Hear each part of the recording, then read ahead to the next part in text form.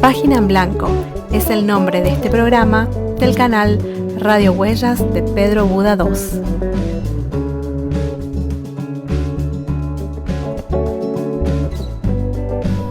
Soy Walter Rotela y este episodio va durante el sábado 14 de noviembre de 2020 desde Montevideo, Uruguay.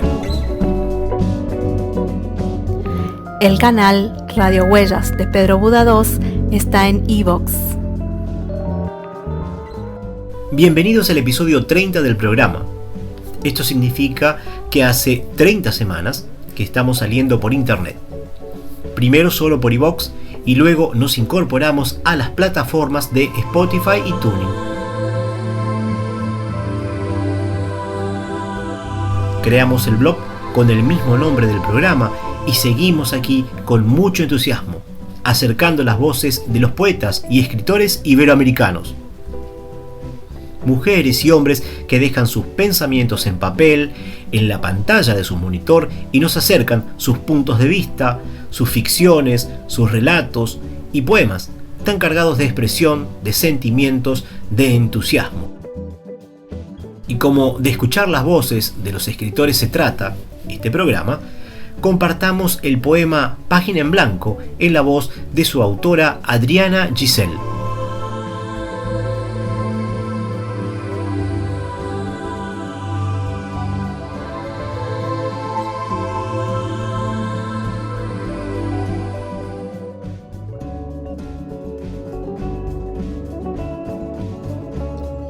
Soy Adriana Giselle con el poema Página en Blanco dedicado al programa de Walter Hugo Rotela.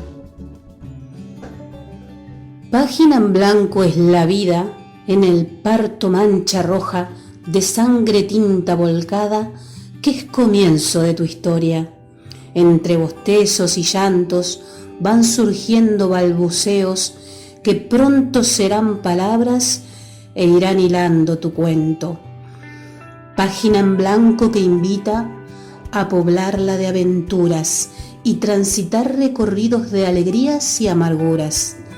No todo es color de rosa, hadas, duendes y princesas. La vida es cuento real, ogros y brujas horrendas. Página en blanco que invita a recorrer los paisajes que tú mismo has de pintar si es que tienes el coraje. Elegirás transitar por algún bosque encantado o soñar tu propio sueño sin que seas despertado. Página en blanco que escribes con el ardor de tus venas, desahogando tus fracasos, tus pasiones y tus penas.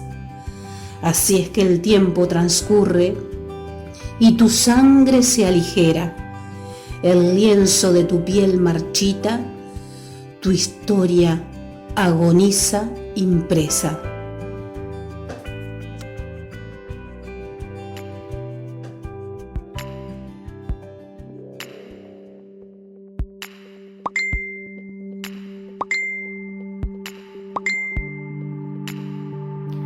Puedes escuchar los audiolibros de Walter Hugo Rotela González en el programa Audiolibros del canal Radio Huellas de Pedro Buda II en iVoox.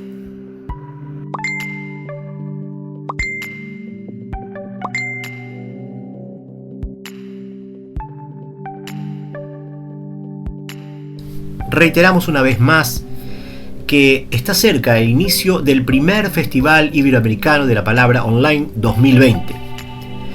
En los episodios pasados, 28 y 29, compartimos la entrevista mantenida con Patricio Rojas, director ejecutivo del festival, por lo que los invitamos a escuchar esos episodios para tener más datos directamente de la voz de uno de sus realizadores.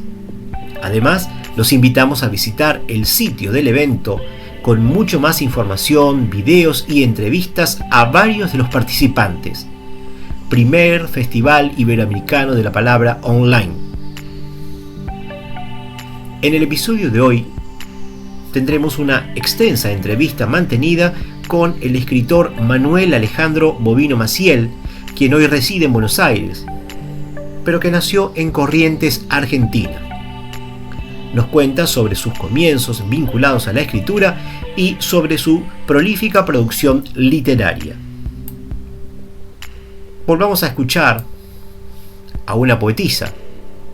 En este caso nos place presentar a la madrileña Sonia de la Fuente Jiménez, compartiendo primeramente el poema Quise de su recientemente publicado libro Alma y Poesía. Y a continuación escucharemos del mismo libro una reflexión.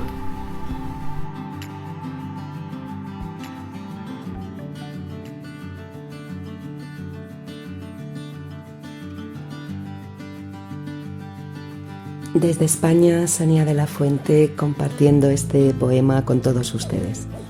El poema se llama Quise. Quise odiarte, quise olvidarte, quise dejar de amarte, quise perdonarte, quise y quise sin conseguir ignorarte, quise y quise decidiendo desterrarte, quise y quise y de tanto querer desistí.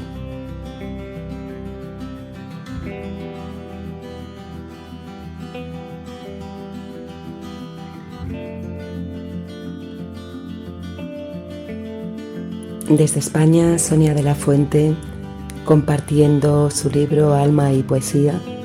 En este caso les voy a recitar una reflexión del libro. Esta reflexión se llama Ser grande. Un grande es aquel que solo tiene que mostrarse tal y como es. Muchas son las personas que quieren hacerse pasar por ello, careciendo de esos valores y clase que solo los auténticos tienen. Un grande es aquel que sus palabras y hechos se muestran solos. No necesitan convencer a nadie de lo que son. Se nace con ello y se potencia con los años.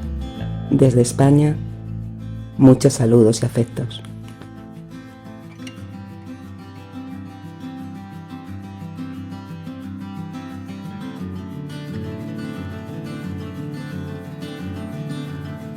En el episodio 31 de Página en Blanco, tendremos la oportunidad de charlar con esta autora madrileña sobre su primera obra publicada, Alma y Poesía, precisamente en este año 2020.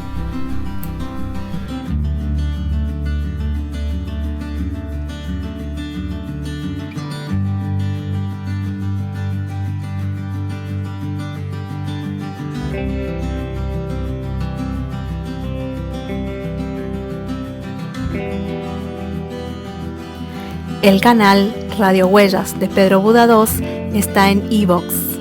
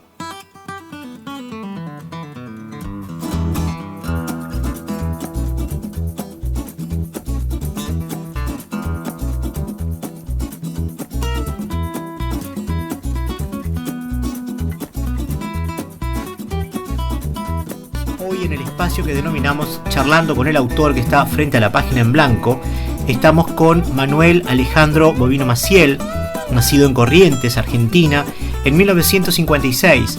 Es médico psiquiatra, egresado de la UBA, Universidad Nacional de Buenos Aires, y es un prolífico escritor. Trabajó 9 años junto al escritor Augusto Roa Bastos en Asunción, Paraguay. como docente enseñó en la UCSA, Universidad del Cono Sur de las Américas, en Asunción, Paraguay, desde 1999. En las cátedras de neuropsicología, psicosemiología, psicopatología, semiótica del discurso publicitario. Dictó carrera de promoción de agentes en género e igualdad en la Universidad Nacional de Asunción, con 2 cátedras a cargo: filosofía e historia del patriarcado y psicopatología general. Algunos de sus libros publicados son La Salvación después de Noé, Buenos Aires, en 1989, Los Conjurados del Quilombo del Gran Chaco, en coautoría con Augusto Roa Bastos por Paraguay, Omar Prego Gadea por Uruguay y Eric Nepomuceno por Brasil. El trueno entre las lágrimas, Polisapo, cuento en coautoría con Roa Bastos, La Bruja de Oro, Prostibularias 1 en coautoría con otros autores paraguayos y argentinos. Diarios de un rey exiliado, novela sobre el viaje fantástico de João VI de Brasil y Algarves, 1808, huyendo del avance de las tropas napoleónicas que invadían Lisboa. El Señor es contigo, una investigación sobre femicidio en Paraguay, 2005, en coautoría con Gloria Rubín, y una más, aunque nombramos solo la mitad, Culpa de los Muertos, novela sobre la dictadura militar argentina del 76, editorial Rubeo, Barcelona, 2007. Bienvenido, Alejandro, a Página en Blanco. Muchas gracias, muchas gracias. La verdad que tienes muchas obras publicadas y probablemente más trabajos. Me gusta arrancar las entrevistas preguntando sobre cómo llega el autor a la escritura. En tu caso, siendo médico y docente universitario, ¿cómo se da ese encuentro y cómo incide una tarea en la otra? Bueno, ya no soy docente ni docente universitario, ya eso, ya Bien. Ser docente. Y Ajá. yo fui perdiendo la paciencia y entonces ya decidí, antes que ser mal docente, ser un docente retirado, así que eso ya no hago más. Bien. Sí, continúo con la psiquiatría porque vivo de mi trabajo y trabajo de psiquiatra. Ajá. Y también, ¿cómo llegué a la gente cree que yo me alimento de la psiquiatría para obtener argumentos para lo que escribo? No. La historia argentina es mucho más rica en psicopatología que en mi pobre consultorio. No para nada. Ajá. ¿Cómo llegué a la escritura? Es muy difícil de responder eso porque yo creo que está inscripto dentro de uno alguna inquietud que tiene que ver con la expresión artística. Y eso se canaliza en algún momento. En el caso mío, cuando estaba estudiando por las noches la carrera de medicina, era joven en esa época, estaba estudiando la carrera de medicina y teníamos muchas materias, estaba abrumado de materias, supongo que eso me generaba mucha ansiedad porque a todo el mundo le pasa lo mismo. Claro. Y empecé escribiendo así versitos como para distenderme un rato cuando hacía un recreo. Claro, después sí. de leer 3 horas de seguido uno necesita descansar y bueno, Sí. lo tomé así como una cosa que era recreo, digamos. Y bueno, después me publicaban en el diario de Corrientes, en el diario Época. Sí. Me fueron publicando esas poesías. Y bueno, parece que a la gente le gustaba, al punto que el director, que se llamaba Carlos Burati, me propuso publicar una por semana. Entonces ya me profesionalicé. Claro, era más en serio. Sí, una poesía por semana. Mis poesías son malísimas, a mí la musa de la poesía me odia. Eso eran versos. Yo digo siempre que no soy poeta, escribo versos. Puedo hacerlo para una letra de chamamé, como estoy haciendo ahora, unas cuantas letras de chamamé, pero no es Tu fuerte, o lo no que es más te gusta. No es mi fuerte. Lo que más me facilita y me gusta hacer, ¿no es cierto? No para nada, la poesía no. Claro. Escribo mucho teatro, tengo ya 3 libros de teatro político argentinos publicados, y después narrativa. Claro. Acabo de terminar una novela de Mariano Moreno, que es un personaje bastante desconocido para la Argentina, Sí. porque al relato Trista, que fue el que diseñó el plan de estudio de la historia argentina, el Sí. plan Mitrista, Sí. Y a través de dos artistas aparentemente inocentes como eran Villiquen y Anteojito, a través de eso nos daron a nosotros toda la idea de la Revolución de Mayo, que se reducía a un cabildo con señores con sombrillas. Y nada Era más. todo, no sepan más. Es cierto, es cierto. Y casi nada más. La Revolución de Mayo fue un proceso absolutamente complejo, complicado, con muchos factores de por medio, con muchos intereses de por medio, de Francia, de Inglaterra, Indudable. de Brasil allá arriba, que había llegado, el rey prófugo había llegado a Brasil y teníamos un reino allá arriba. Nosotros éramos apenas una colonia, ellos ya eran un reino, establecido con todas sus instituciones. Claro. Entonces había peligro por todos lados. El virreinato del Perú, porque ellos no se liberaron de España y entonces querían invadirnos a nosotros. Teníamos peligros por todos lados. Bueno, todo eso no está en la... Va a buscar en Anteojito y en Villiquen usted con toda probidad y con lupa y no va a encontrar ninguno de esos datos. Es cierto, es cierto. Pero en los libros de historia tampoco aparecen esas cosas, lamentablemente. Es cierto. Vinieron los autores al día, los revisionistas que sí pusieron todo esto. ¿Cómo es que se llama? Rosa. ¿Cómo se llamaba? No era Juan Manuel de Rosas, sino No. El historiador, sí, perfectamente, sí. Lo estudié en el secundario, es decir, a las dos visiones que había, porque me tocó hacer la secundaria parte en dictadura y parte en democracia, y había dos visiones de la misma historia. Y bueno, es cierto. Se empezó a mirar un poco más. José María Rosas, exactamente. José María Rosas. Sí. Ahí está. Y bueno.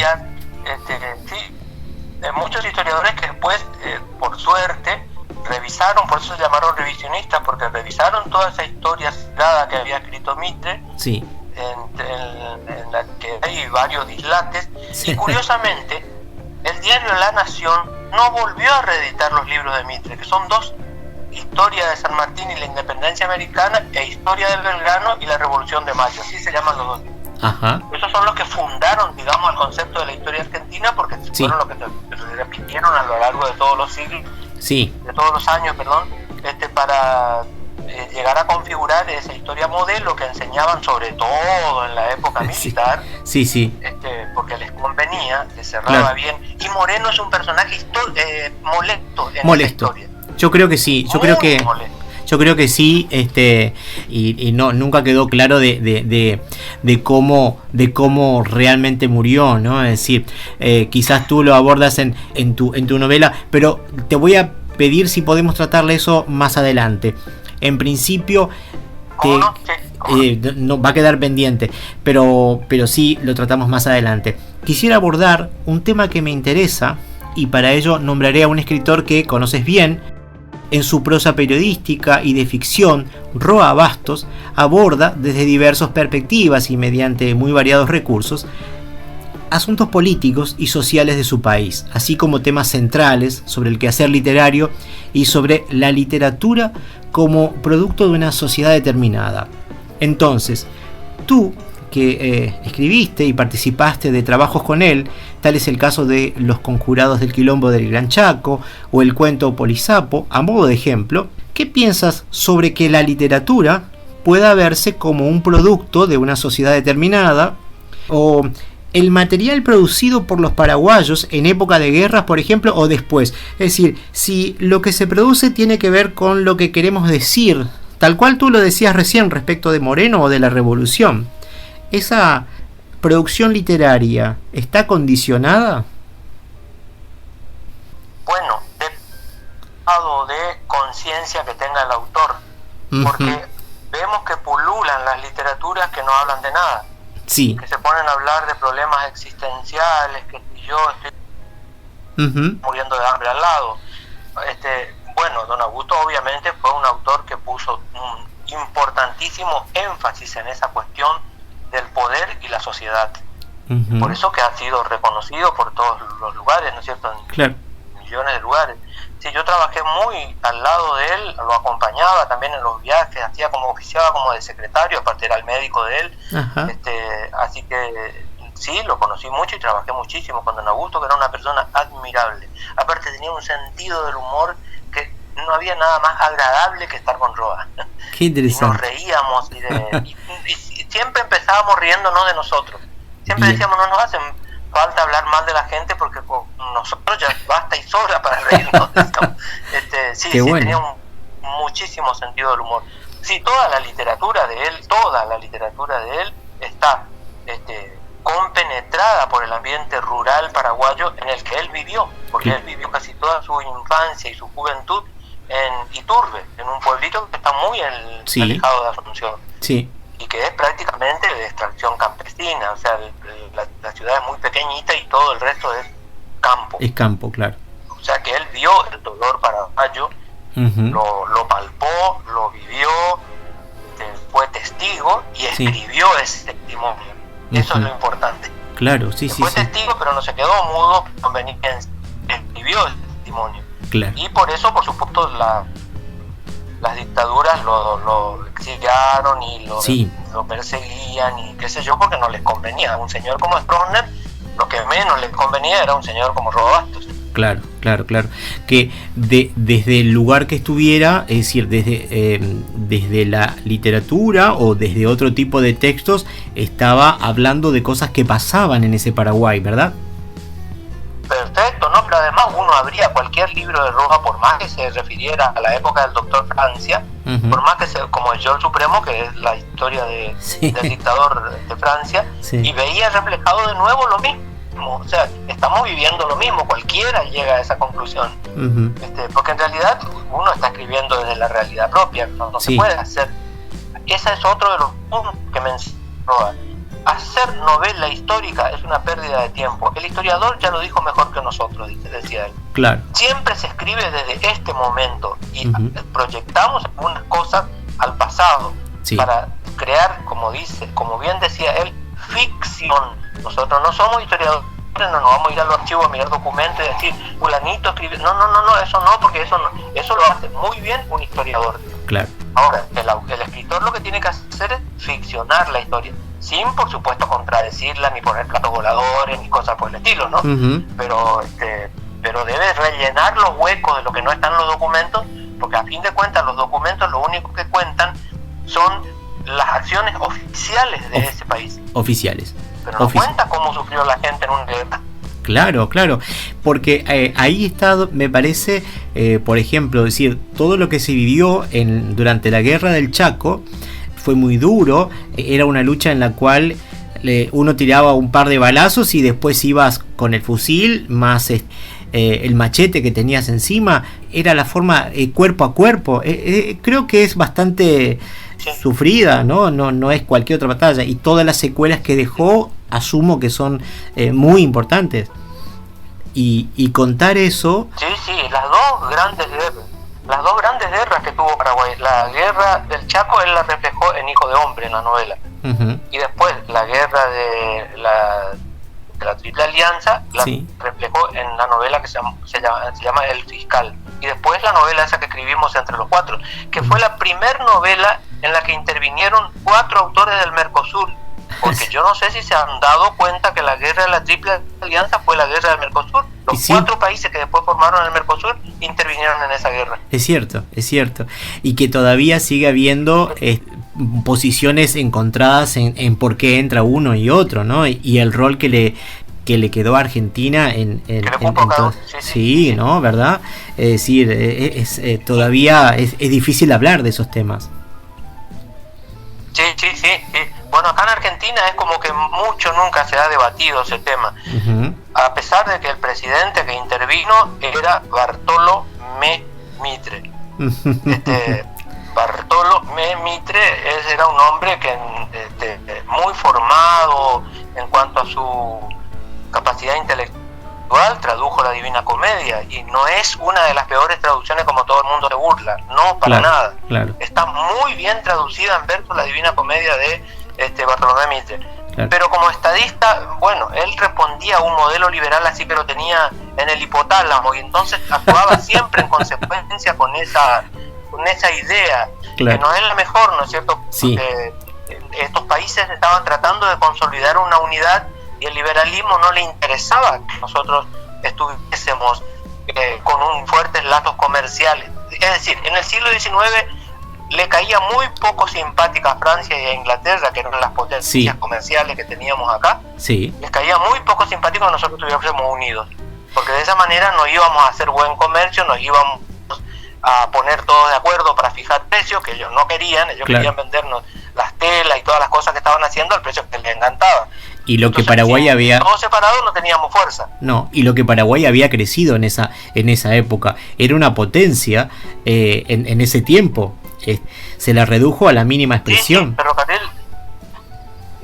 Paraguay tenía ferrocarril, tenía extracción de hierros propios, tenía fundiciones. Claro. No llegó a ser una gran potencia, pero iba camino a eso. Claro. Y por supuesto que ellos cuando captan, cuando detectan eso, quieren frenar el proceso porque no les conviene a las grandes potencias. Claro. Estados Unidos también intervino en esa guerra. Sí. Sobre el final, ¿no? También. Claro, sí. Y bueno, yo creo que al escritor me parece que le cabe decir algunas cosas que de repente a otros individuos en otras profesiones no lo hacen. ¿Tú consideras que el escritor tiene un rol importante en cuanto a eso? Roa Bastos solía decir: la obligación primordial del escritor es la estética. Pero si viene con la ética, decía él y sonreía, como diciendo, mucho mejor.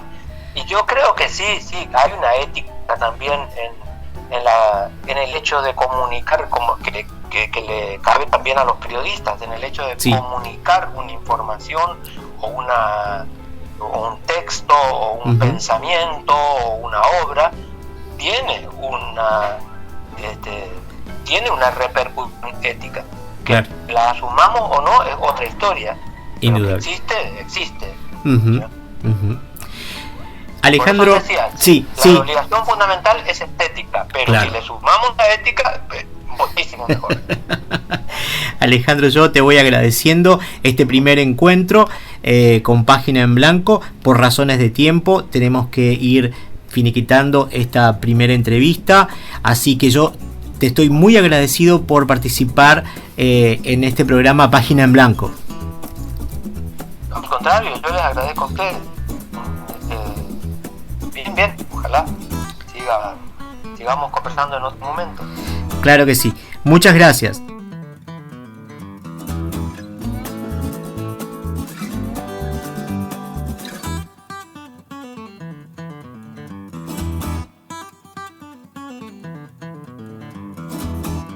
Hasta aquí el episodio 30.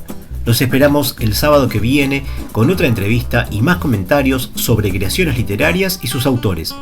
Y recuerden, toda la información sobre los episodios y el programa en el blog Página en Blanco.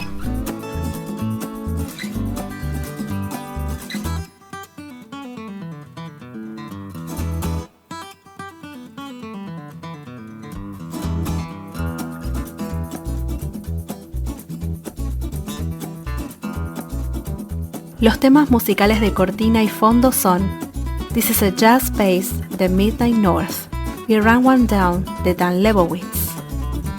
Esto fue Página en Blanco, programa de radio Huellas de Pedro Buda II desde Montevideo, Uruguay.